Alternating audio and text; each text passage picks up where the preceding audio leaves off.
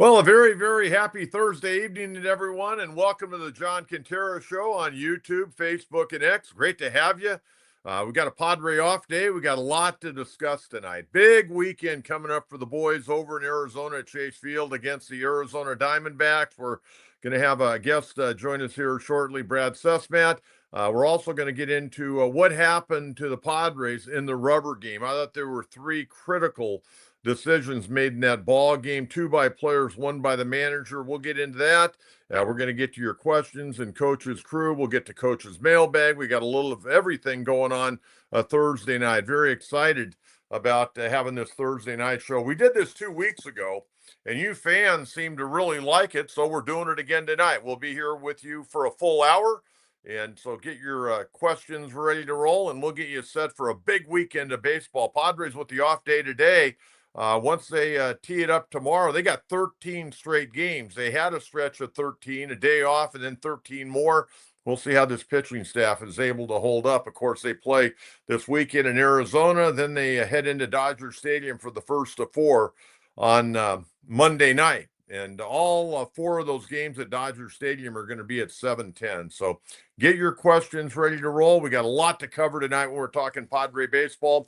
And we head out to our newsmaker line, Brad Cesmat, one of my great friends in any walk of life, to be honest with you, not just in radio. He's been a great mentor in a lot of ways to me. He's been a confidant. He's been a guy that when things haven't gone well for me has always been one of the first guys there to lend me a helping hand. He's done an incredible job. You know, he worked with me at 690. He went to Escondido High School, Palomar College, got into the radio business, working with Lee Hamilton and myself and Jim Rome and the whole crew at 690. And then back in the early 90s, he had this great opportunity in Arizona to go over and work for a legendary radio station, KTAR. He eventually ended up in television. And he said, you know what? I've had enough of people telling me how to do things. I'm going to do it myself. And he has done an incredible job over the last decade plus in Arizona. He's the founder and CEO of Sports360AZ.com. Mr. Cesmat, very nice to have you on the program tonight. How are we doing? What a great introduction. You know, here's how I'm doing. On my shelf, I have the Gus Macker trophy. All right. So here's the thing with John for the audience. And I told John I'm going to screw around some tonight because we'll get to the Diamondbacks and Padres and all that. This trophy was John and I when we could both move. That's right. It around. This was 1988. And I have it on my case by me along with Tony's book over there to the side. More importantly, John, I have been getting into the habit of sorting old baseball cards.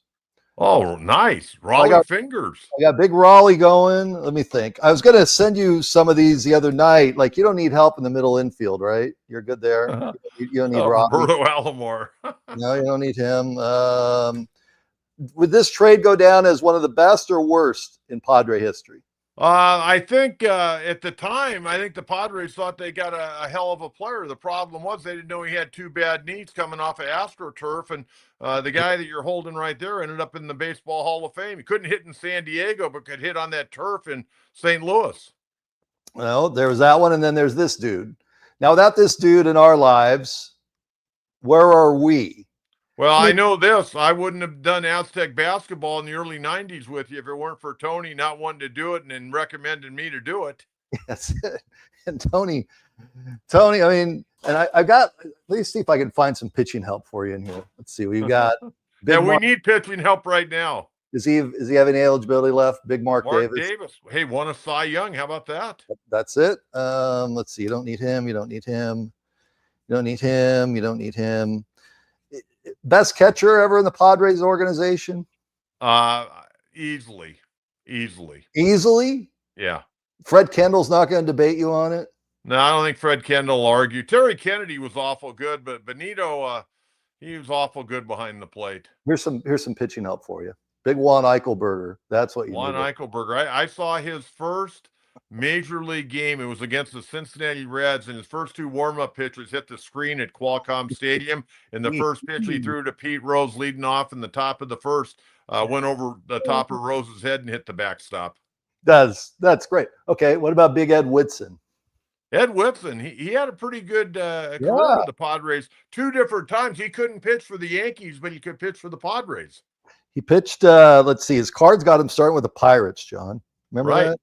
Yeah, I think he pitched for the Giants too, if I'm not mistaken. Okay, where would you put this in Diamondback Padre history closers? Closers. Not in the top 10. Not in the top 10. No, not in the top 10. Who would you have one? Gossage? Raleigh? No, I'd have to go with Hoffman? Trevor Hoffman. Hoffman? No, for us that have been, for us that grew up out there. Here's somebody you could use in the rotation right now. Big Eric Nolte. Eric Nolte, yeah, he had a cup of coffee. Anyways, I love screwing around with this stuff. No, it's great to come on with you. And the thing is with John and I, for the audience, this is how it's always been.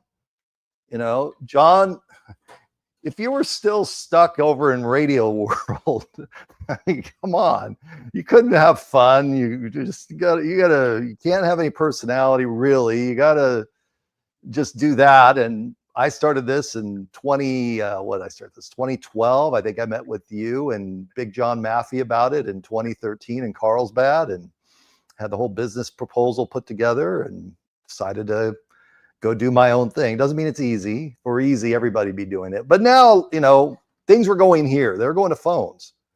And so it was just time to do it. And, what's great about this is we could sit here for an hour and just talk about the panic in the streets over the Diamondbacks. The panic in the streets. A year ago, they were 3 games under 500 on this same date. Today, they're 500. On this date, a year ago, Christian Walker was over at first base, mashing home runs. I think they're actually better now as the season has gone along with what's happened over there. We'll get to that in a bit.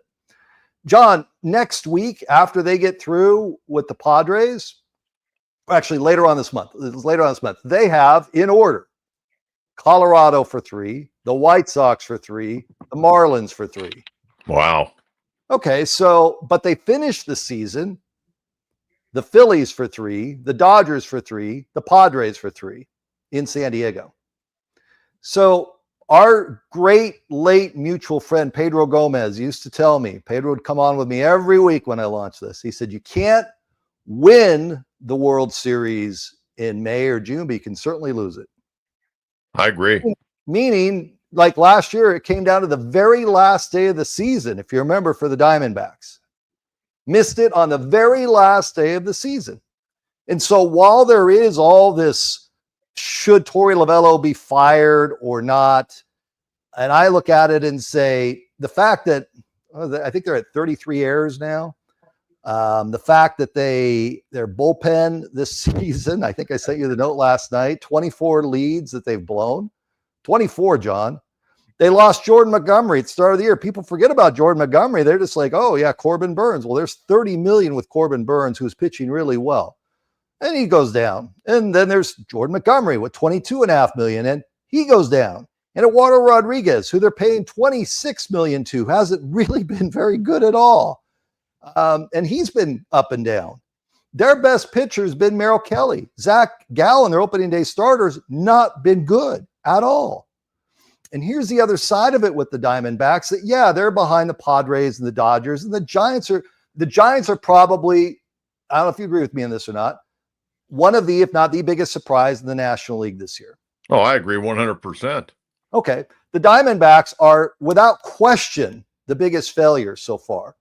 The amount of payroll, it's the largest in team history that Ken Kendrick has put out. I don't want to hear this cheap owner stuff when you're throwing Corbin Burns, Jordan Montgomery, and Eduardo Rodriguez money all out the window. They signed Corbin Carroll to a 10-year deal, John, last year. He's locked up. They've signed Ketel Marte to a big deal. But the way things are going this season, their best starting pitcher has been Merrill Kelly, and it hasn't even been close. If they were to fall apart, if they go through that stretch here in a couple of weeks where it's the Rockies, the White Sox, and the Marlins, and you can't seem to find your footing, and they're only 4.5 out of the wild card, John. It's June 12th, and I'm talking wild card standings. They've got some pieces that would be very attractive to trade off. Gallen's going to be a free agent at the end of this season. Kelly's going to be a free agent at the end of this season. And Merrill Kelly's at $7 million right now. It's a bargain. So it's been a season of disappointment for sure. I think disappointment is the biggest way to put it in the back end of the bullpen. Now you lose Justin Martinez. He's gone. He's probably a Tommy John guy, the way it's sounding, sprained UCL right now. And you try to go out and piece it together, and you look up and say, who is this coming in tonight? How is it you blow a 9-run lead a couple of weeks back? How is it you blow one to Seattle the other night? You're up 4-0 with 2 outs. Martinez gets hurt. They go to the bullpen. Seattle rallies, scores 4 with 2 outs. They're down to their last strike, John, on 4 batters, and they couldn't get him out. And so, yeah, the frustration over here is high, but I'm one of those that looks at it and says, is this all Torey Lovello's fault? Well, no, but is Torey being sent down to shoot who to play from up above? I'd say a lot of skippers have that problem going on right now in Major League Baseball. I'd say Brett, I look at their pitching, and you went through it pretty well. I mean, Corbin Burns hadn't had a win there for a while. I mean, it seemed like he was getting no decisions. He took a couple of tough luck losses, but then he rolled off 3 in a row, and then next thing you know, he's done for the year, and you'll see him sometime, hopefully next year, from Tommy John surgery. You mentioned Gallen got a 4-8 record right now and a 5.15. Merrill Kelly's been fantastic, 6-2, 3.18 ERA. Brandon Pfaadt's 8-4, but he's got a 5.5 ERA, and he's another guy they've locked up. You mentioned Rodriguez, 2-3 and a 6.27, and that was supposed to be a good get, and he just hadn't pitched well over there at all. No, and it's look. Imagine being the owner of a pro sports franchise. Well, actually, you were with the Sockers. You were there, but when you go make an acquisition, I'll use Madison Bumgarner as a very easy example over here. Oh, Ken Kendrick walks out there and says, hey, let's go get Madison. Let's go get Mad Bum. He's going to be great. They couldn't pay him off quick enough. I'll go back to Russ Ortiz. I like Russ. Russ is a friend. We were playing golf about 3 weeks ago down in Tucson. Diamondbacks bought him out of his deal. At the time, it was north of $11 million a year. He was done. And so you throw all this money into the arms, and then all of a sudden, what's the manager's fault? It's the manager's fault. It's manager's fault. Manager's fault. Justin Martinez grabs it's the manager's fault. Corbin Burns, manager's fault. Jordan Montgomery, manager. If they just change the manager, if they just change the third base coach, the third base coach screwed up the other night. It's the third base coach that we're losing all these games. I don't know. The other team might be pretty good, or there's been a ton of injuries over here, and there's been some players that, Gurriel Jr. has been hot and cold. Unfortunately for you, he's pretty hot right now. He's playing really well for them right now offensively. Alec Thomas in center field, speedy guy, hasn't had much of a bat, started to come around. Corbin's been great this year. They all go through their offers, but his offers aren't very long, and that kid hustles throughout. Moreno behind home plate got nicked up the other day. Was out a few games against Cincinnati. They've been the roller coaster Diamondbacks. They went to Atlanta, swept the Braves. They went to Cincinnati, got swept, and it was just an ugly, ugly sweep. It was a delay by rain 2 hours, then game suspended, then get back at it and lose and walk off, and then get crushed in the next game. It's just like, this is get out of Cincinnati. And they come home and they sweep the Mariners. So it's been like this. And now you're going into a space where, let's be honest, John, the Padre fans would disagree with me on this. I would believe you would probably disagree.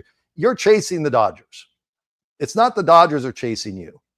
Until you knock them off on the last day of the season, you're chasing the Dodgers. The Diamondbacks are chasing the Padres. Plain and simple. So when you have the Padres coming in a mid-June series, it's kind of like, oh my gosh, it's 108 over here today, which it is. The roof's closed. There's nobody over here. They're all over invading your space, your neighborhoods, your beaches, paying your taxes over there, all that stuff. Hotels are just full of Arizonans. So I tend to look at this as, you got to get 2 or 3. You have to find a way to get Gallen on track. The deal on Zach Gallen he's been a nibbler this year, John. It's maddening. It's maddening to watch him pitch. And I think some of it's mental with his contract. He's a free agent at the end of this year. Boris is his guy. Kelly's a free agent at the end of this year. Kelly last year pitched in the WBC and wasn't worth a darn. I think he got injured last March when he pitched in it in 24. Wasn't very good last year. This year he's been every fifth day. You can rely on him. You can't rely on Zach Gallen. Hey, let me ask you a question here. And I know he's been gone from the organization. This is the second year gone, but why did they let Brett Strom go? It seemed like he had kind of the Midas touch with a lot of those pitchers. I'm not down there every day. Okay. So I'm not playing beat reporter. But from my point of view, the owner last year, the owner doesn't accept not getting into the postseason. And the front office, whether it was clashing or not clashing, it depends on who you talk to. But when Pittsburgh was here last week, and I'm seeing Strami over on the other side, and the Pirates are just whacking away on the Padres, or the Diamondbacks, I couldn't help but think, if things have been any different, But again, John, is it a change in pitching coach? Is it a change in manager? Is it a change in bullpen coach? They let Mike Fetters go last year. He was down in the bullpen. So he had two new voices that came in. Or is it just simply every time they go out, there seems to either be an injury or a relief pitcher coming in with a gas can and some matches rather than a ball of glove. And John, seriously, their bullpen has been so unreliable and so bad this season. Joe Mantiply was an all-star a few years ago. He's gone now, DFA'd. And the back end, I felt like Justin Martinez was the guy. I felt like last season it was smart to bring him along and then give him the opportunity. Yeah, he would get himself into some jams. Well, young pitcher wouldn't. Paul Sewald, they let go. So now Justin's hurt. So what do you do? What do you do? Do you go upstairs and say, Mr. Kendrick, we're right in the middle of this. We are right in the middle with all this adversity, and we have a soft part of the schedule coming up. Let's see where we are. I think you and I have had this discussion before. Where a baseball team is on the holidays tells you a lot about their season. Where they are Memorial Day. By Memorial Day, you know if you have a team or not. Or you have a pretty good idea. By July 4th, okay, we're going to be in this. Yeah, there's the trade deadline, and then comes Labor Day, and it's okay. It's a full-on sprint, or we're done. We're cooked. And there's always exceptions. But I think over here, they're 500 with a ton of adversity thrown at them. And they haven't played well. That's true. But is it as simple as punch the manager out and all of a sudden everybody wakes up and they're ready to go? I don't see that. I've always kind of liked Torey Lovello. I don't know him. I've watched him manage. Obviously, he's in his 9th year over there. I thought a few years ago when his contract was up, I was saying to myself, a good baseball guy. I hope he doesn't lose his job. They re-sign him and they go to the World Series. And, offensively, this team, they put up some runs. I mean, they swing the bat. They got some guys that are offensively having some big years. I mean, Josh Naylor's having a big year right now. Burns has bounced back, got 19 homers right now.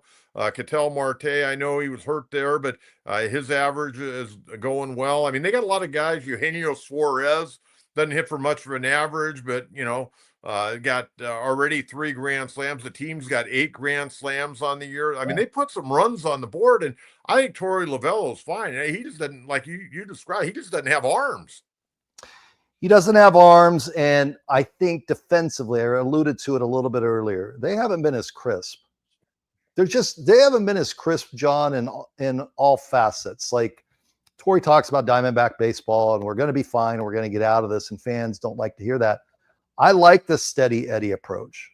I don't believe that. A friend of mine gave me a book to read on Earl Weaver. As much as we love watching Earl Weaver bounce around and kick dirt and parade and all that stuff, and he did get results, different time. And so if you walk in every day and you throw stuff around and you light people up and you throw them out in the middle of the media, or you pull guys off to the side in the media and say, hey, get on this guy a little bit, or that's not what I've seen. And again, I'm not down there every day. But what I have seen is accountability on Torey's part. And he's continued to say, we're going to get this right. You mentioned Suarez. Suarez comes over here and he gives them a presence in the plate. Start of the season, he wasn't good defensively and he wasn't good offensively. He wasn't. Now you see that he's one of those players. The glue of this team, John, is Perdomo at shortstop. That's the glue of this team. That's the guy that is the calm, let's keep it fun. I think he and Marte together have a solid combination up front, and they have versatility in their lineup. You know, you can sit a Corbin Carroll because you feel like Pavin Smith can go play a different position. Pavin Smith's just a guy that most fans haven't heard of in San Diego, but they've got some guys that fit in and do a nice job. Josh Naylor never wants to come out of the lineup. When Christian Walker left to go to Texas, oh my gosh, we're going to lose his glove, and and they've been fine. They've been fine. Have there been a couple plays that Christian Walker would have made that play? Yeah, and if Mike Ivey were playing at third base rather than Nichols would have made that play, or Tucker Ashford, or, go down the list. Tito Fuentes could have made that play, but, fill in the blank didn't. That's the beauty of baseball, I think.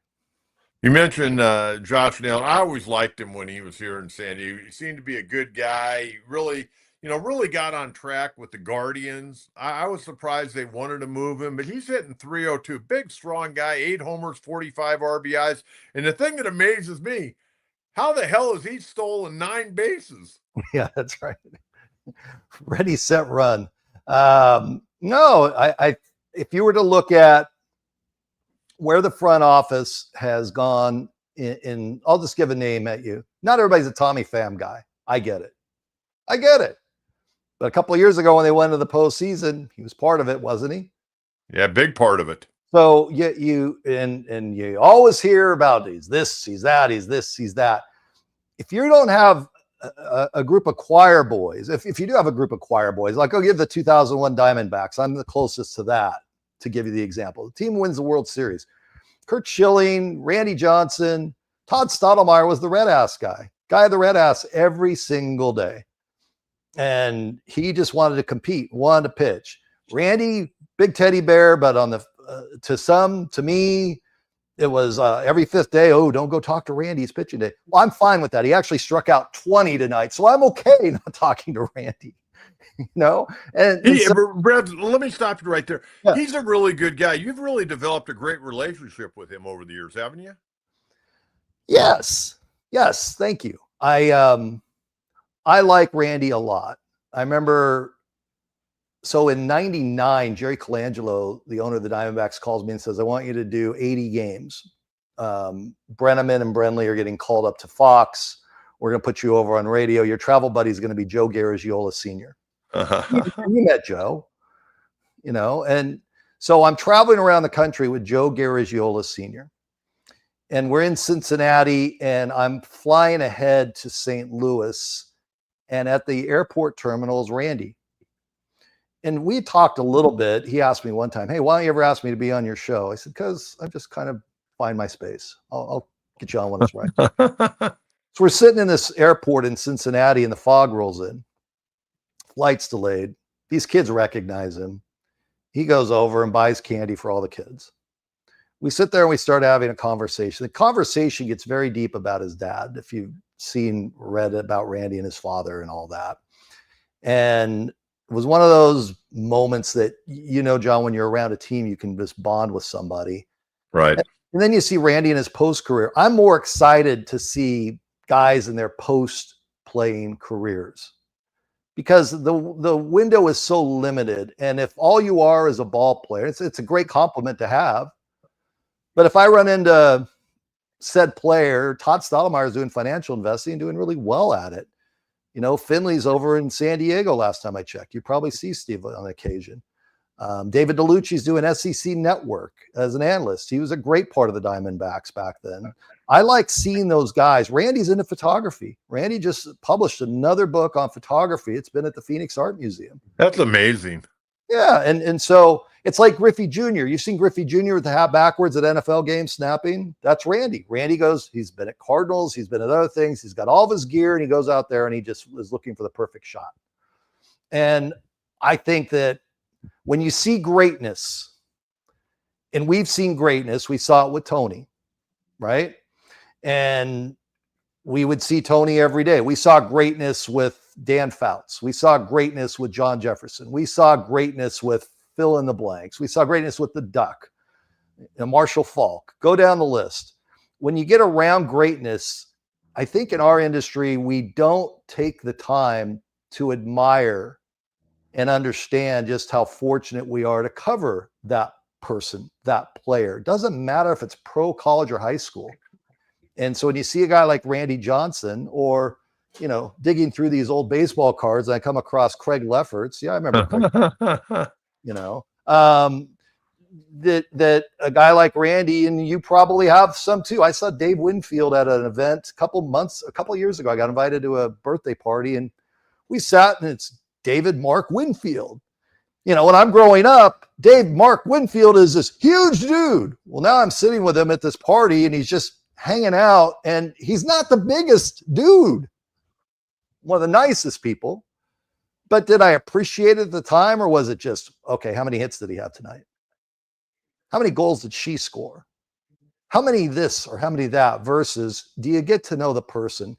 And the thing about Randy, if he didn't pitch well and I went on the air and said, Randy didn't pitch well tonight, I didn't have to worry about going down in front of his locker, because the next day I would just go down there, and if he didn't agree, he would say it, rather than stew and go in the trainer's room and hide and all the tricks of the trade.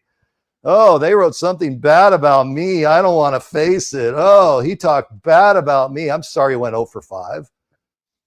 The girl I married, John, this total rambling. That's why I love this. Girl I married, we're 18. We're watching the Padres play a game. She's in love with the center fielder, Kevin McReynolds. Love Kevin McReynolds. Oh, crush on Kevin McReynolds. And so we go to a game, and she's watching Kevin. Kevin strikes out the first time. Kevin strikes out the second time. Kevin strikes out the third time. He strikes out the fourth time. And we go out to the players' parking lot. This is a different time. We walk out there, and there's Kevin McReynolds. He gets in his car, and she walks over, and she's like, hey, Kevin, good game. And he drove off. I'm like, oh, my gosh. You just told a guy who struck out 4 times, good game. Oh, I'm embarrassed. So I always tell her 36 years later, hey, don't pull Kevin McReynolds on me. If I had a lousy show, just say it. It's fine. Oh, that's great. Hey, let's get back to the Diamondbacks. How about fan support? Where are the fans? What kind of crowds are they drawing? So this is a market, unlike San Diego, where more than half of the community leaves when it gets to June. Like I said today, it's 107, 108. We're looking at the next 90 days of 110 or greater. So you're going to ask fans to go drive down to the ballpark. It's not a ballpark that has lots and lots and lots of choices and activities and sports bars. And there's some. And the stadium, John, this is a roundabout way to your question. The stadium has been a point of contention over here. The city is saying, we don't want to pay for upgrades. The owner's like, well, you need to pay for upgrades. We're a civic asset. Derek Hall, the team president, who Derek, has been involved in this a long time. They've gone back and forth. There's been a couple times where the saber rattling has gotten to the point of, well, if we weren't here anymore, and, it's gone to that nonsense. And then there's other parts of the valley that they would go to that ballpark feels like an oven at times, because you walk in and the air conditioning was built in 1996. It's the same AC units. Okay. So wow. Yeah, there's times where you go, and I was in there opening day, and I was in a suite, one of the nicest suites in there, and the paint is chipped. The cement is kind of chipped off. The couches aren't in great shape, because the team's just saying, we're not going to put a dime into this until now. They're putting a dime into the product on the field. If this was I'm going to run a franchise and run it into the ground and not pay attention to the on the field product, then I'd have a real problem with Kendrick and the ownership group. But they haven't done that. They've been fine. They've put it in there, and I actually think their ask is somewhat reasonable. I'm not going to say top to bottom. Anytime you talk about public funds, but this is a public trust, John. A baseball team, not to wax too poetic, a baseball team is a public trust. If the Padres rolled a team out that lost 110 games every year, and they said, well, we're not getting the fan support. No, every one of your games is sold out, it looks like, from over here. It's a hard ticket to get. Here in Arizona, they built a stadium that holds 49,000 people. They should not have done that. They should have built something that is about 36 to 37. When you don't have the demand and you see empty seats, it just screams of, oh, people aren't really into our product. Nobody's there. Why should I go? When you can sell it out, and do what's been done in San Diego. And obviously back home for me, when I see what's gone on down the gas lamp and through the years of transformation, it's been forward-thinking leadership. You know, if fans don't care about and I do get on fans a little bit about this. I don't care as long as my team wins. Okay, that's no way to run a business.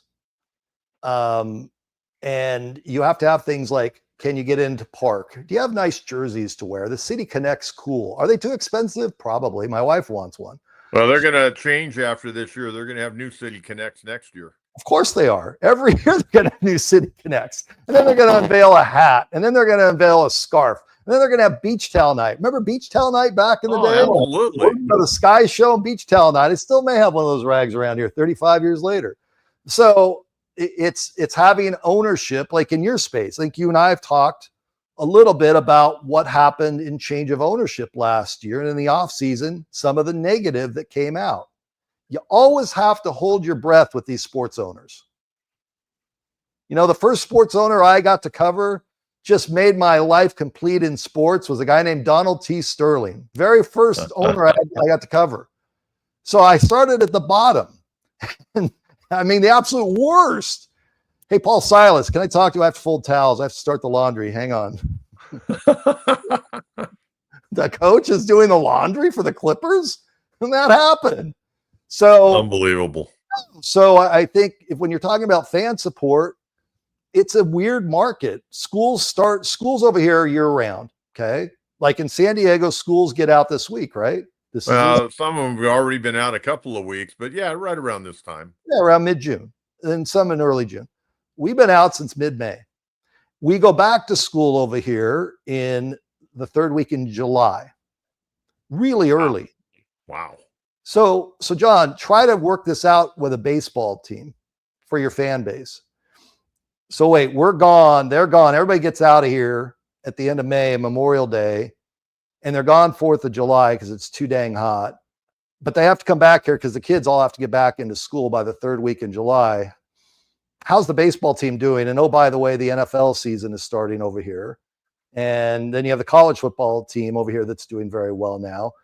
And so you've got to be able to connect in the community with your ball players. And I think there was a time there where the Diamondbacks did a very poor job of connecting the community.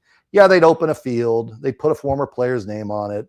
They do a check presentation. They do a ribbon cutting. The media would go out there. They show up for 20 seconds. It wasn't authentic, in my opinion, in some cases. Some cases it was. A lot of window dressing. Yeah, and, you know, that's what it is in sports this day and age. A lot of it is just, hey, man, look at how great we are. We know we're not great, but look at how great we are. And I think over here, the Diamondbacks have been true to the community. They have been a great community partner. They've been a great community steward. There's a ballpark issue. Can they work through it? It sounds like they're going to be able to work through it. They'll get the ballpark refurbished. I don't believe that they will move it. I think they will take it down in size, not all the way down to 36,000, but somewhere around 40. They've already started doing other events there, like in San Diego. You got to do concerts. You got to do rodeos. You got to keep the place busy. You got to keep things moving. And so the fan support here, it's just different, John. You have to live it to really experience it. Over here, it's, they've got the weekend with the Padres. It's fine. We're in Hawaii. We're in San Diego. We're in Seattle. We are anywhere but Phoenix right now. All righty, Brad, let's talk a little bit about this weekend series. Diamondbacks probably look at this as a great opportunity. They're getting the Padres right after they dropped 2 out of 3 to the Dodgers. The Diamondbacks won 3 straight at home against the Mariners. The pitching matchups, I think, are probably pretty good. You never know. Padres have historically never really played well at Chase Field, but this could be a really big weekend, I think, for the Diamondbacks, because you kind of went through their schedule after this series, a lot of winnable games, but they got to get at least 2 out of 3 against the Padres, I would think. Well, I think tomorrow night, Ryan Nelson, I didn't talk about him at all. He's been a pleasant surprise for them.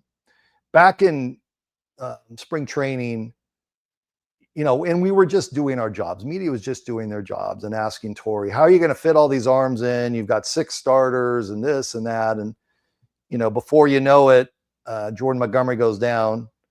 And before you know it, Corbin Burns goes down.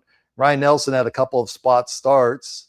Gallen hasn't pitched well consistently. I mean, I shouldn't say he hasn't pitched well. He just hasn't been consistent. He'll be Well, good. he's got an ERA of 5+ right now. That's not Yeah. pitching very well. Yeah. But John, I would say his last couple of starts, he gets to about the 6th inning and then it falls apart. He starts nibbling. Drives me crazy. It's like, dude, just finish him off. No, so Ryan Nelson is pitching tomorrow night. And after that, you've got Gallen, you've got Kelly, you've got Fott. You won't see this series, and then Rodriguez. So you go down the rotation and you look at who they throw out every 5th day. John, that's not a terrible rotation. That's not a bad starting rotation. It certainly isn't what it was with Corbin Burns, Jordan Montgomery, Eduardo Rodriguez. If everybody's pitching right, I agreed with this philosophy of the Diamondbacks. Let's go win the NL West with pitching because we're certainly not going to be able to outspend and we're not going to be able to get it done offensively. And now they've gotten better offense than I think even they've anticipated. But they had it set up from a pitching standpoint. That was as good a rotation as you're going to find. But it's not now. It's really not now. And Fott the last couple outings has struggled. But Ryan Nelson tomorrow night is a key. He's a key. Well, we'll see how this weekend series goes. Brad, last thing I got for you, just give me your overall view of the division right now. And I know you know Bob Melvin very well. I thought he did a good job in San Diego. Obviously, him and AJ were not on the same page. And, he got him to the NLCS that one year. Next year, they finished a couple of games over 500. Second year up in San Francisco, Buster Posey comes in. We know what the Dodgers got. We know Colorado's already fired Buddy Black. They picked up their 13th win of the year today. They're 13-55. They came back and beat the Giants. So the Giants that. I was going to punish tomorrow night. They go into Dodger Stadium a game back rather than being tied because they couldn't close out the Rockies at Coors Field. But give me your overall view of the National League West right now. Well, I have to go with the obvious here. It's LA's division.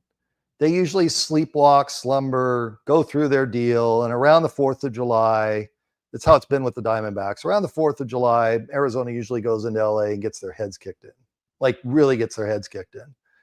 And we'll see about this year. The starting pitching for the Dodgers hasn't been what it once was. The injuries, they hit every team. They hit every organization. Are they going to get hot at the right time? They're atop the division. They have the best manager in the division, in my opinion. Think about that job that Dave's got to do, John. I got a Dave Roberts RBV card somewhere in here. No, but seriously, think about the job Dave has had to do in juggling all those egos, LA nonsense, lifestyle, fighting for attention, and how he's done it through the years. And it's just a kid from Rancho Buena Vista. And he's the best manager in the division until they fall apart. And you could say, well, he has all this talent. Of course, he's the best manager in the division. No, you have to push the buttons. You have to push the right buttons. Does he have his team peaking at the right time every year? Usually, yes. And so right now they're hanging on. I would think that the Diamondbacks would hang in there. We could have a completely different conversation by the 4th of July where Merrill Kelly, highest bidder. Zach Gallen, highest bidder. They're both free agents at the end of this year. Can see it.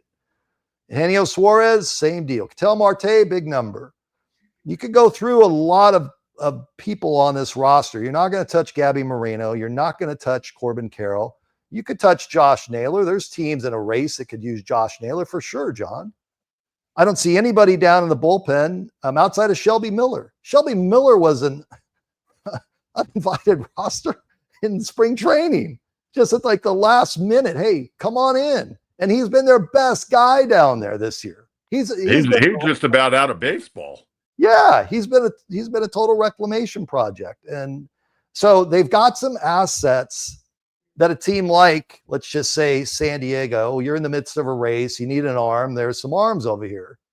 And not, we're not going to trade within the division. I don't buy that for a minute. You give me prospects, I'm going to make it happen. Same for the Giants. I think the Giants are going to fade back a little bit. The Dodgers and Padres are going to be right there. Am I wrong on this?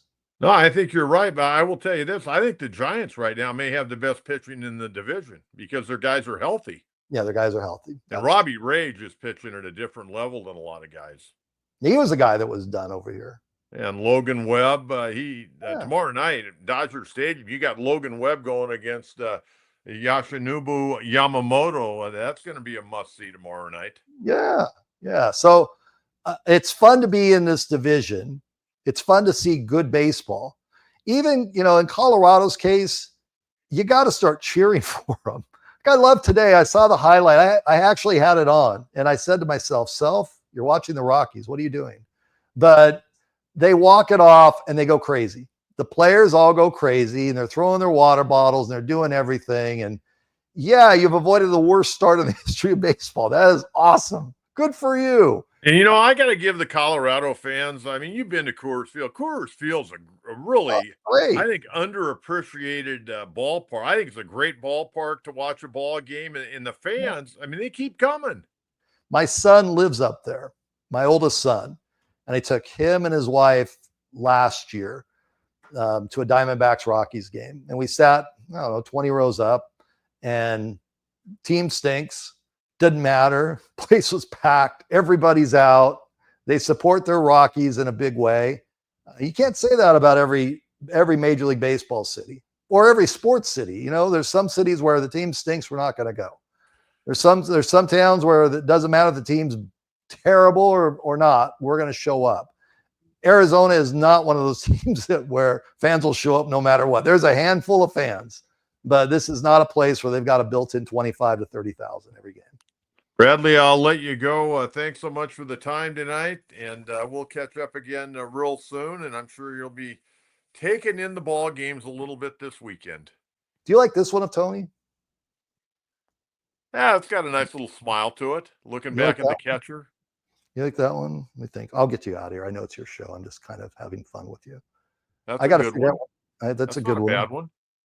How about that one? I like that one. Looks like he pulled that pitch. This dude, I don't even recognize this dude.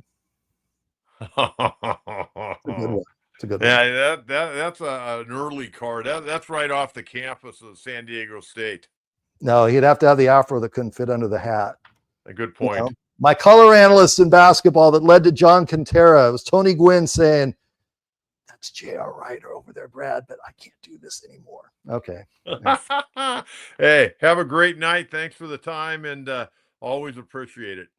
Love you. See you. Take care. Likewise, buddy. Take care. There you have Brad Cesmat, founder, CEO of Sports 360 AZ, one of my best buddies, not just in radio or TV, but just one of my best buddies. Okay, we got a lot still to get to. I said we were going to go an hour. I think we're going to go a little bit more than an hour because right now I want to get to Coach's Crew, and then I'm going to get into some things that I was not overly happy about in the rubber game between the Dodgers and Padres on Wednesday afternoon. Let's get out to our questions right now. If you got some questions, go ahead, type them in, and we'll get to as many as we possibly can. Rod, better question. Will the Padres leave with a left fielder from Arizona? Man, Rod. AJ's got to be working, doesn't he? He's got to be working trying to find a left fielder. Right now, you or I, we could probably be a platoon out there.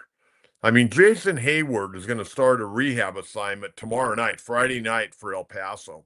He's sitting in the 170s. He's got 2 homers in 34 games. You got Brandon Lockridge, who is a nice 5th outfielder, but he's playing way too much. Tyler Wade having to play too much. Those guys are bench players for a reason. Padres got to figure it out. They've got to figure out left field. They're getting nothing. That's almost an automatic out right now in left field. But great question, and AJ's got to be working. You got to figure out something. Got to get somebody out there. Okay, what else we got tonight? Chris, always great to get insight from the opposing team in Arizona. Always like to hear in depth on the D-backs and others from their side. They got a good ball club. They've underachieved. Naylor, Ketel Marte, Geraldo Perdomo, Eugenio Suarez. Those guys are good players. Gabby Moreno behind the plate, the outfield. Lourdes Gurriel Jr. not having a great year, but as Brad mentioned, getting hot.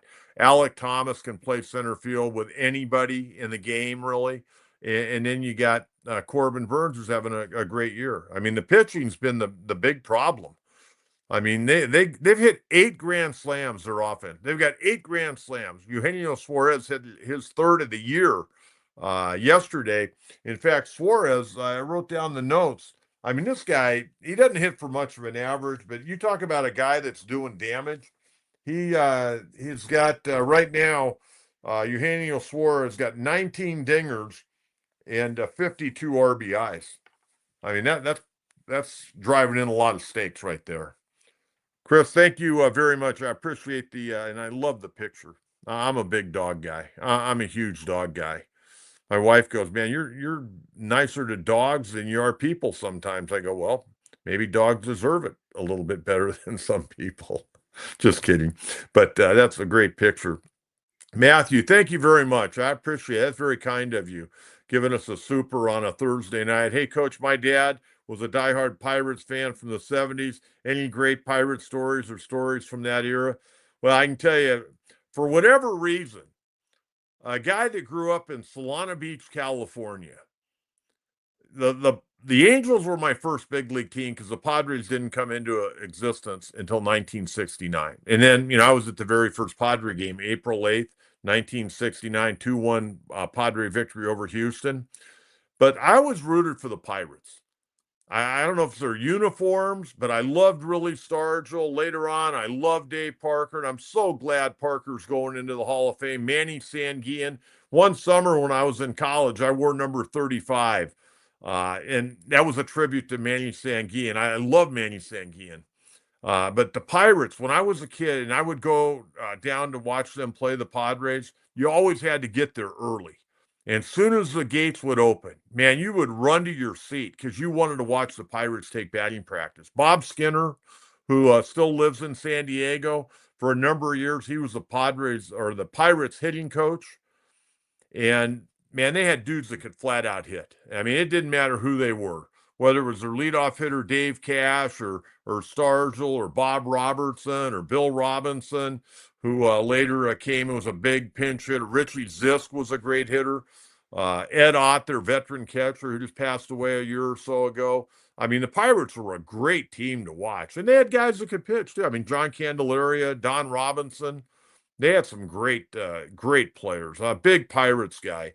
And my buddy Ben Gallo, who played about 7 years of pro ball, we grew up together. And he actually scouted for the Washington Nationals for a number of years, got a World Series ring a few years back. I'll send him pictures. We always talk about, famous ball players, and, we're almost 67 years old, and we're talking about guys that played in the 60s and 70s and 80s, and we have a great time. And so whenever I see pictures of like Stargell or Parker on the internet, I'll send it to Ben, and he'll send me, somebody back, maybe from the Chicago White Sox, Wilbur Wood or something like that. But hey, the Pirates, man, love their unis, love their manager, Chuck Tanner, who was a manager there. Danny Murtaugh was there, but Chuck Tanner, who also managed the White Sox. I was a big Chuck Tanner fan. I learned a lot how to handle ball players by just hearing Chuck Tanner talk in interviews. And that's why I think I always got along with ball players very well and got the most out of guys. But you got to be positive. You got to also be honest. You got to be honest with ball players because they can see through that. Matthew, thank you again. I really appreciate that, super. That's very kind of you. All right, keep them coming. Big Sam, Coach, what do you think about giving up Salas for Jarren Duran? I think it's worth for the control he still has. Call me crazy, but I don't think Salas will be as good as everyone thinks. Oh, Sam, that's a tough question. I'm a big Ethan Salas guy because I think defensively he's going to be good. I don't know who he's going to be offensively right now.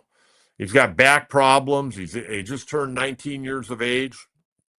I would really hate to give him up now. Jarren Duran, I like. He obviously can play all three outfield spots. He can hit at the top of the order, left-handed bat, runs well. You'd still have him, I believe, 3 years under control, if I'm not mistaken. I kind of follow him a little bit. I like him a lot. I don't know. And then what are you going to do for the future? I mean, you can't keep going with these veteran catchers that can't hit. That's a problem. We talk about left field, but these guys that aren't hitting. I mean, Diaz is a much better hitter than Maldonado. Maldonado, every once in a while, will run into one. He's got 3 homers. He can bunt and, move runners up a little bit. And he does do a good job behind the plate. Um, I don't know. I think I'd have to get something more than just Jaron Duran if I was going to trade Ethan Salas. I'd have to get maybe the top catcher that they have. I mean, maybe you make it a 3-for-2 deal. I don't know. We'll have to wait and see on that, but I hate to give up Salas. I really do. I think the kid's got a chance to be a really, really special player. But again, I don't know enough about his bat. He hasn't hit well. I think they've, force fit him up to Double-A where he's hitting 188 before he hurt his back. And, we'll see how he comes back.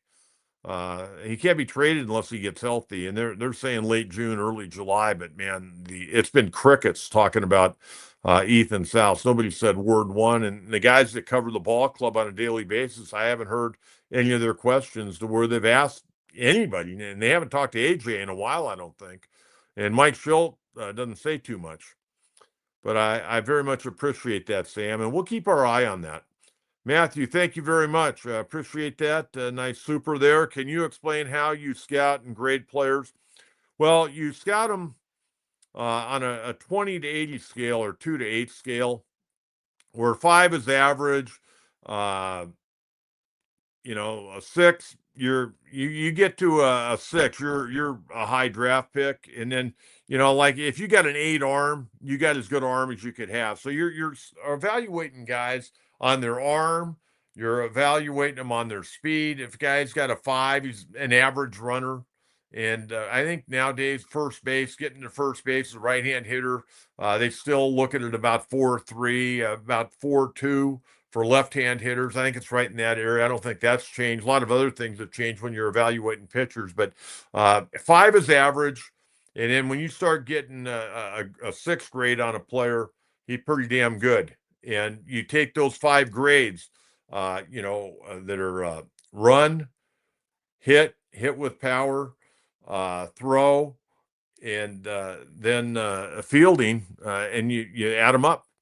I'll tell you a great story about scouting. Back in 1985, I was doing scouting for the Kansas City Royals. Al Kupski, one of the great scouts in the history of baseball, had saw me back in about 83. I was a junior college assistant coach, and we were talking earlier. I was mentioning how I got along with players real well and guys like playing for me.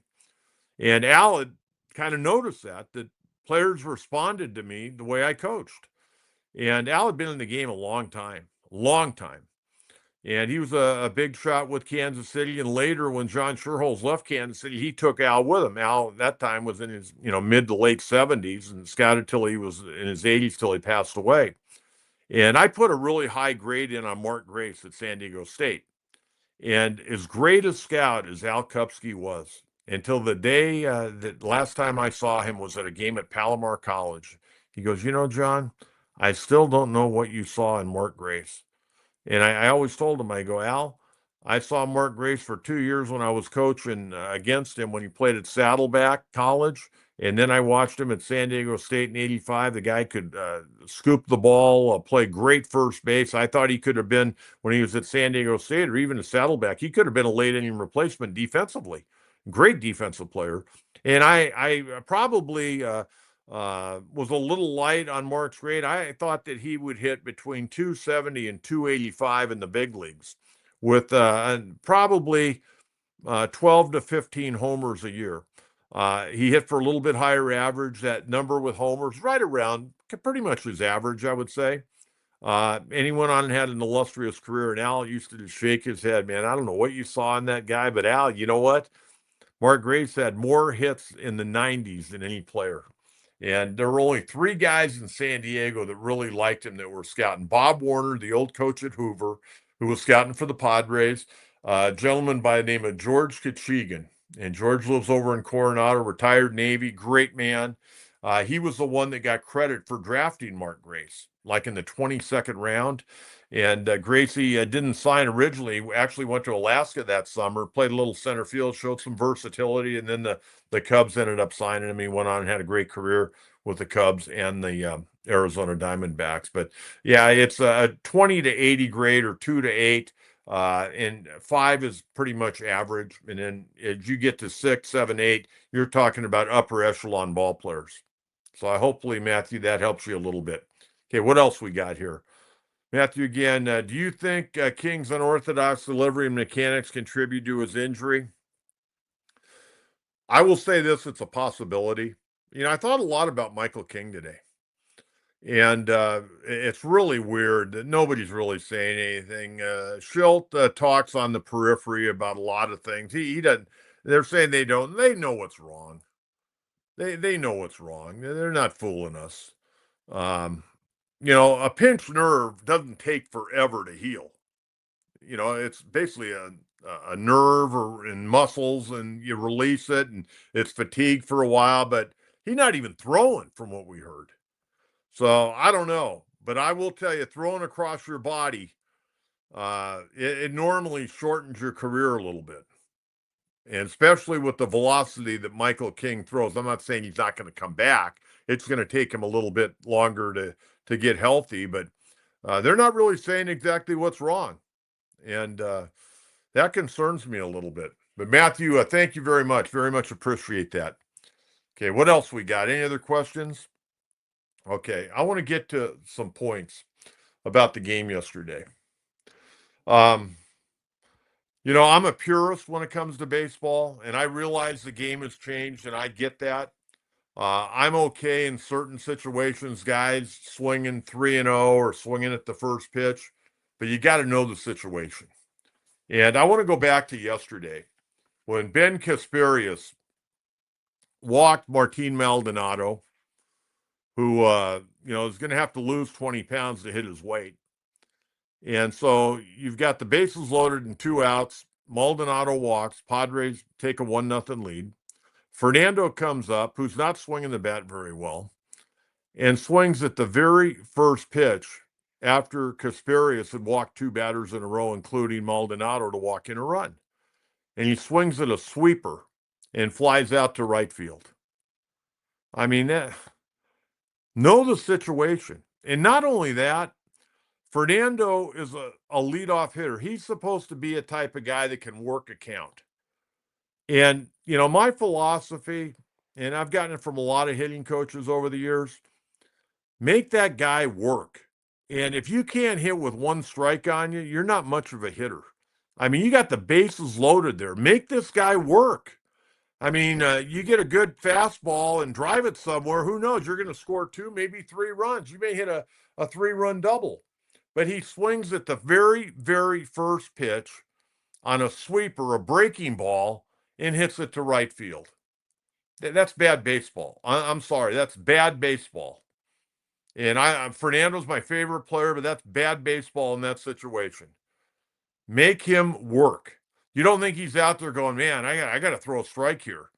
Well, if it's a fastball, you're looking for a fastball in the zone, man, put a good swing on it. But don't swing at a sweeper. Are you kidding me? And hit a little fly ball to right field. That doesn't work. That's bad baseball. That's losing baseball. Okay, that's 1. Now 2, we get to the 5th inning, and you got 2 out. Randy Vasquez earlier in the inning had given up a home run to Michael Conforto.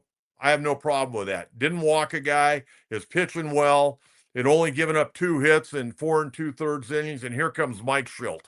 He's not going to let him face Ohtani a 3rd time. Now, I had talked about this yesterday morning on our podcast about how the Padres said they wanted their starting pitchers to go deeper into ball games. Well, you had a guy that had already gotten Ohtani to strike out leading off the game, and in the 3rd inning to fly out to left field. Okay, and I know if you get a ball up to Ohtani, all of a sudden it's 2-1, and they're going, well, you had Morejon warming up in the bullpen, you should have brought him in. Okay, if this was a playoff game, I have no problems with Mike Schilt bringing in Adrian Morejon after 4 2/3. I have no problems with that. By the way, Vasquez had thrown 70 pitches, and he was having a hell of a game, pitching very, very well out there on the mound. And so they take him out. And Morejon gets out of it. He retires Ohtani, and they get to the next inning, and we know what happened. He couldn't handle the comebacker from Freddie Freeman. But here's the deal. Couple of things. Again, no problem if this is a playoff game. This is a regular season game of 162. You've got to get greater length out of your starting pitchers. And, I was looking at a number, and I mentioned this on the show yesterday. Dylan Cease on Tuesday night, going 7 innings was huge. Only the third time a Padres starter had completed 6 innings in the last 13 games. Randy Vasquez was ready to get through the 5th and be ready to start the 6th. And not only did he take him out, that tells me he does not trust Randy Vasquez. And if I feel that way, I'm sure you feel that way. How do you think Randy Vasquez feels? Now, I also understand having managed and pissed players off from time to time when you take them out. You're out to win ball games, not popularity contests. But Randy Vasquez was pitching a hell of a game. And again, you can save the bullpen. Padres ended up using 6 relievers yesterday. Dodgers used more, but the Dodgers held their guys back on Tuesday night. And people were complaining about Dave Roberts making a mockery of the game. He didn't make a mockery of the game. Wasn't like the Padres lit up Kike Hernandez when he pitched the final 2 and a third innings. They got 2 runs. One of them was earned. One of them was unearned. But Dave Roberts did the job. He knew he couldn't come back in that game on Tuesday night when it was down 5 or 6-0. He said, screw it. We brought this guy from AAA. We'll let him pitch. He can go out there and see what kind of intestinal fortitude Matt Sauer has. He threw 111 pitches, took one for the ball club, got charged with 9 earned runs, but it also helped the ball club win on Wednesday because they had their full group of guys out there, and then they had an off day. People don't understand because they only follow their team. But the Dodgers pitching staff has logged more innings than any relief staff in baseball this year. Okay, they've had to go to them so often it's been sickening for Dave Roberts and Mark Pryor. So, I don't really care. The bottom line is you're trying to put the best foot forward to win a series. And Dave Roberts did a great job in that. I mean, it was kind of weird. I mean, Kike Hernandez goes out there and he's got his little helmet on and all that. It's not the first time he's pitched, like the third time he's pitched this year. So he's pretty accustomed to being out on the mound. But, getting back to Mike Schultz, again, I have no problem in a playoff game, but you've got to manage a little bit different. I mean, even if Ohtani hits a home run, it's 2-1. You're going to have to score at least another run to take the lead anyways. Now you're going to have to score 2 to win it. You got to have a little more confidence in your starting pitcher. The guy was throwing great. I'm sure he went to the dugout pissed. And he should go to the dugout pissed. But Mike Schultz's going to have to slow down on going to the bullpen. I mean, you got to give these guys a little bit of rope to try to get themselves out of it. And some guys can, some guys can't. But Randy Vasquez, for me, has made leaps and bounds from where he was a year ago. And in my opinion, I thought that was a mistake. The other mistake, and there are probably 2 guys to blame, but you go to the 7th inning, and the Padres got the bases loaded and 1 out. And Luis Arraez comes up. He got a 1-0 count, and against Anthony Banda, a left-hander. Banda just come in. Bases are loaded. 4-2 ball game. And Arraez, 1-0 count, pops up. I think it was a changeup. Or it was 84 miles an hour. I know that. I wrote that down. It was an 84-mile-an-hour pitch, and he pops it up to the first baseman. Then Manny comes up, and you got the tying run at second, a potential go-ahead run at first, and goes to 3-0, and Manny swings on a breaking ball and hits it to Mookie Betts. He makes a nice play, one-hop throw over to Freddie Freeman out of it. It's 3-0. It's Manny Machado. Yeah, if he was Barry Bonds, Babe Ruth, one of those guys, maybe. But Manny's good enough to hit with 1 strike. He's good enough to hit with a 3-1 count. But he bounced out, and you let Banda out of it. He comes in, he throws 3 pitches and gets 2 outs. to your number 3 and 4 hitters, or 2 and 3 hitters. Rise and Machado hitting 2 and 3. By the way, the Padre big boys on Wednesday, their top 4 guys, 1 for 14. How about an average of under 100 in that situation? 1 for 14. Dodger hitters that day, 1 through 4, they were 5 for 18, couple of walks. Padre guys, 1 for 14, 2 walks. Didn't get it done. The big boys didn't get it done. Merrill's the only guy that had a hit. Tatis was 0 for 3. Arise was 0 for. Manny was 0 for. Merrill was 1 for 4. Didn't get it done. And, 2 great opportunities offensively with the bases loaded. One time a guy, after 2 walks in a row and a guy gets walked in, Fernando swings at the first pitch on a breaking ball and hits it to right field. I mean, take the pitch. Maybe it's 1-0. And all of a sudden, now maybe you're going to get a fastball. And you drive it in the gap somewhere. Schilt taking out Randy Vasquez. That wasn't the deciding factor in the game, Schilt taking out Vasquez. But I don't want to hear the Padres say our pitchers need to go longer. He could have went longer yesterday. And that bullpen wouldn't have had to use 6 guys. They'd have had, maybe another day off. Because now the Padres have to play 13 straight games starting on Friday night. And they're playing some real people now. They got the Diamondbacks, and then they got the Dodgers for 4, and then they got Kansas City coming in. And Kansas City's not a bad ball club. You'll see Bobby Witt Jr., hell of a player. Okay, that's what I have to say. Okay, let's get to the National League West standings, and we'll make this one very quick. Very simple. Dodgers off day, 41-28. They host the Giants starting tomorrow night. Yamamoto going against Logan Webb. Giants had a chance to tie the Dodgers today. They had a 7-2 lead in the 7th. They gave it up, got beat 8-7. Orlando Arcia just recently signing that contract after being DFA'd by Atlanta. 2 out, 2-run single to win it in the bottom of the 9th. There was pandemonium in downtown Denver tonight. Giants 1 game back starting the series. Padres at 38-29, 2 games back. Diamondbacks playing some pretty good baseball the last series. They swept the Seattle Mariners, who I think is a pretty good ball club. They're 34-34, 6.5 games back. Winners of 7-10, and Colorado sitting at 13-55. Okay, let's get to Coach's Mailbag tonight, see what we got. All right, Steve, what are your expectations once we get back? Musgrove, Darvish, etc. Will pitching become one of the top rotations in the National League? Well, Dylan Cease probably won't be here.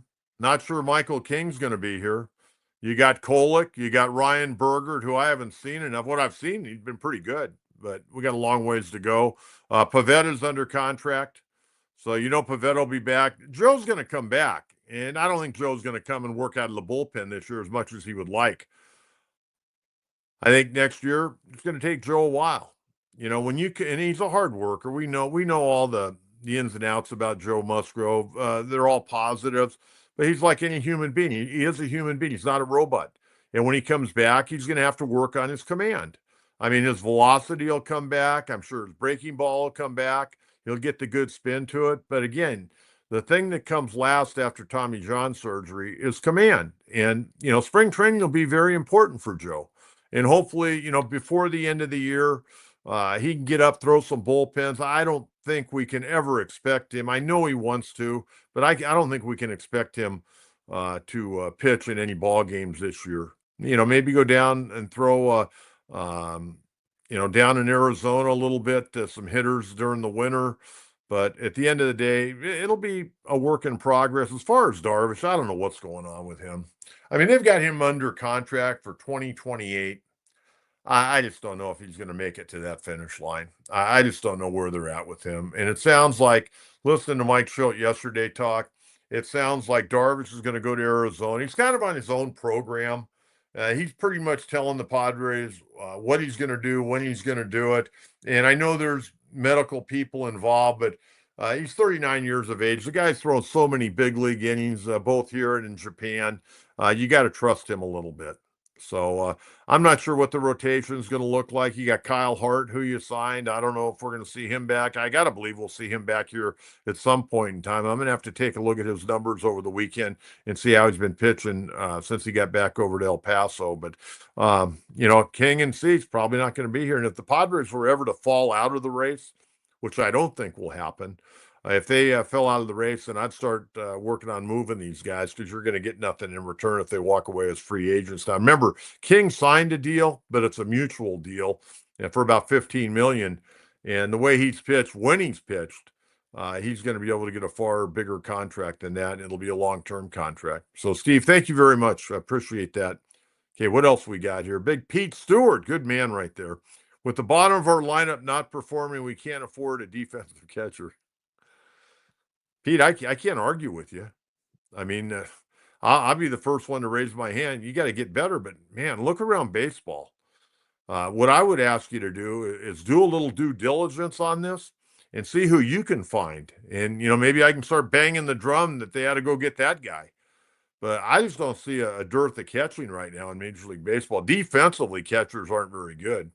I actually think we got two pretty good defensive catchers, but man, you got to be able to swing the bat a little bit. I mean, to me, it seems like Diaz has to be in there more times than Maldonado just because of the offense. Got to get some offense. But I agree with you. I don't know. Austin Barnes is still looking for a job. Would you bring Austin Barnes in and let him work with Elias Diaz and let Maldonado go? I don't think they'd do that.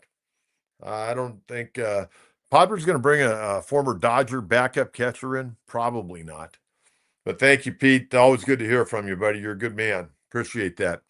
Micah, waiting patiently for Tatis to pick it up. Seems like when he's on it, the rest of the team catches on. I agree. But, I mean, we're going on 6 weeks now where he hadn't played very well. Yeah, I don't know what's going on. I don't know if he's playing with an injury.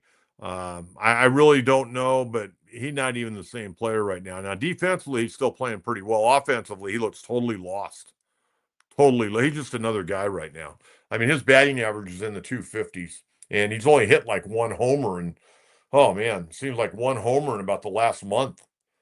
So I don't know what's going on with him. Hopefully it's not an injury that he's trying to play through, because if he is, then eventually he'll probably have to come out of the lineup. You take him out of the lineup, who the hell's going to play right field? Brandon Lockridge in right and Tyler Wade in left. Are you kidding me? And I don't want to bag on those guys because those guys are major league players, but they're backup guys. They're your 25th and 26th man. The other thing, and I brought it up yet, what the hell are they doing with Luis Camposano?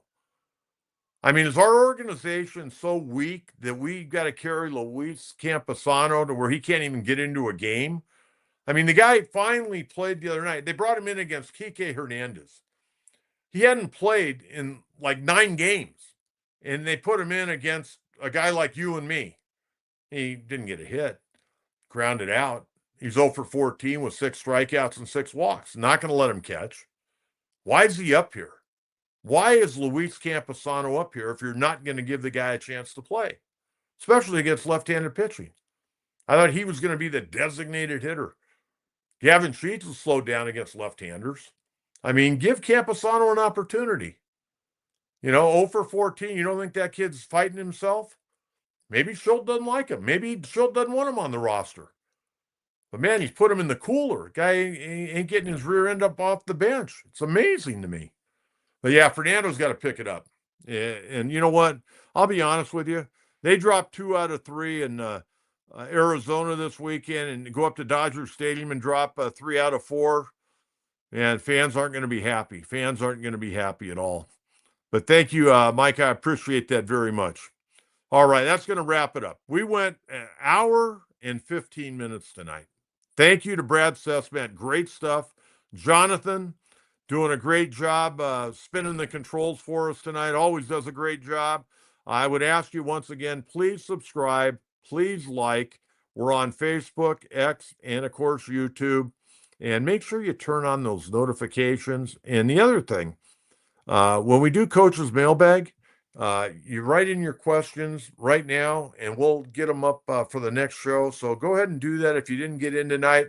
I want to wish everyone a very, very happy weekend, and I'll rejoin you on Monday morning at 9 a.m. Again, tomorrow night, you've got Big 3-game series starting over in Arizona. Friday night at 6:40, it'll be right-hander Stephen Kolek, 3-1 and a 3 even ERA against young Arizona right-hander Ryan Nelson, 2-2 in a 4.60. And by the way, that'll be on Apple TV. Apple TV. Saturday, 4:15. That game will be on Fox. You've got right-hander Ryan Berger, 1-0 and a 1.26 going against the veteran right-hander, soon-to-be free agent Zach Gallen, 4-8 and a 5.15. And getaway day on Sunday, Father's Day, by the way, at 1:10. Padres right-hander Nick Pivetta, 6-2, 3.48, going against Arizona right-hander and their best pitcher this year, Merrill Kelly, 6-2 and a 3.18 earned run average. And again, happy Father's Day to all you gentlemen out there. And again, we'll rejoin you on Monday morning at 9 a.m. We'll take a look at the Diamondback series and preview the Dodger series. Until then, Coach John Kentera, have a great weekend, everyone. Bye-bye.